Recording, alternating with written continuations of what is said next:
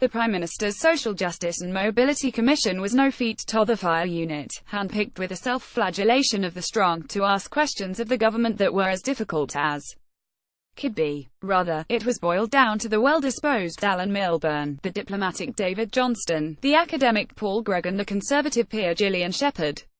It had been slowly eroded, with key posts left empty for the past 2 years, but the main problem was that it was tasked with an agenda that the government didn't do anything to further. So all its members, with heavy hearts, have resigned at once.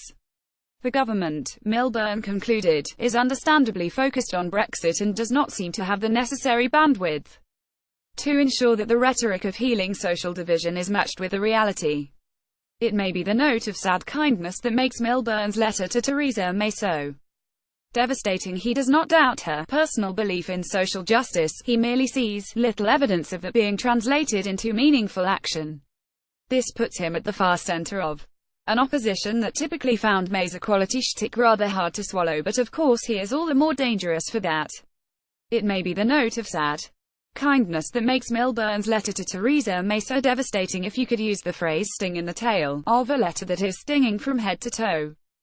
The sign-off is particularly damaging. Alan Milburn is not stalking off the territory completely. Instead, he'll be setting up a new social mobility institute, independent of government and political parties, to work with local councils, major employers, and anyone else who may be able to promote equality. There is, obviously, eternal conflict over the role of major employers. The Milburn wing of the Labour Party still insists that workers and bosses are on the same side, while the newly ascendant leaders see employers as the source of the low-wage problem rather than suppliers of ready answers. But that division, fundamental though it is, has nothing on the crisis engulfing the government. The people running the country simply aren't seen as being competent to effect meaningful change. The Social Justice Commission is unusual only in going public. Everyone, from the prison service to the NHS, is looking for a workaround, a way to avert disaster that doesn't involve Whitehall. With Brexit looming yet shapeless, there simply isn't the certainty to make even short-term plans for anything else. Currently only scandal can divert attention from the Europe question. When did a major debate last happen whose key words weren't hard or soft? Alan Milburn, who has resigned as chair of the Social Mobility Commission. Photograph Richard Gardner X features. Now that it's disintegrated, this commission looks like the noble iteration of a mildly progressive agenda. In fact, it was not that at all. Instead, it represented an attempt by the coalition government to situate the child poverty agenda in a completely new context. The Child Poverty Act of 2010 had clear targets: a reduction in the number of children living in relative poverty, absolute poverty, combined low income and material deprivation, and persistent poverty. The act came to life with cross-party support, but that was only skin deep. When David Cameron came in with austerity policies that couldn't possibly deliver on the targets, his party had no problem resilting from them. But the act couldn't have been abolished and replaced by the Welfare Reform and Work Act of 2016, without an alternative narrative taking shape. The proposition that all children should be fed, shod and adequately housed, regardless of how hard-working their parents were, is quite a difficult thing to step away from. So it was merged, as of the Welfare Reform Act of 2012, with the idea of social mobility, as if those two aims were synonymous.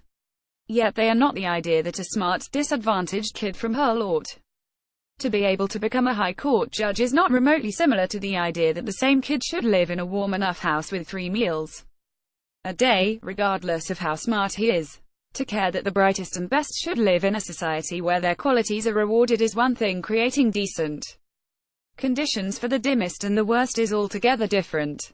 Logically speaking, the two agendas aren't antithetical, but politically they are. The mobility agenda ascribes all poverty to the shortcomings of the individual, whereas the anti-poverty agenda cites it as a systemic and structural problem.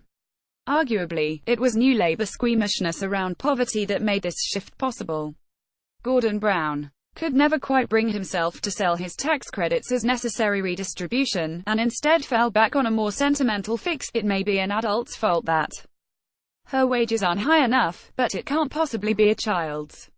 The conversation for the opposition to have now is not how to restore social mobility to its previous hallowed place in the national discourse, but to build back into the agenda the idea that persistent poverty is itself an insult to society, regardless of the personal qualities of those surviving it. This was the thinking that underpinned the social exclusion agenda of the earliest days of Tony Blair. It is nothing like as alien to the British body politic as the amnesiac Conservatives would have us believe. Rejoicing in the government's turmoil as a diversion from an ever more immediate question: how to prepare for its collapse. Zoe Williams is a Guardian columnist.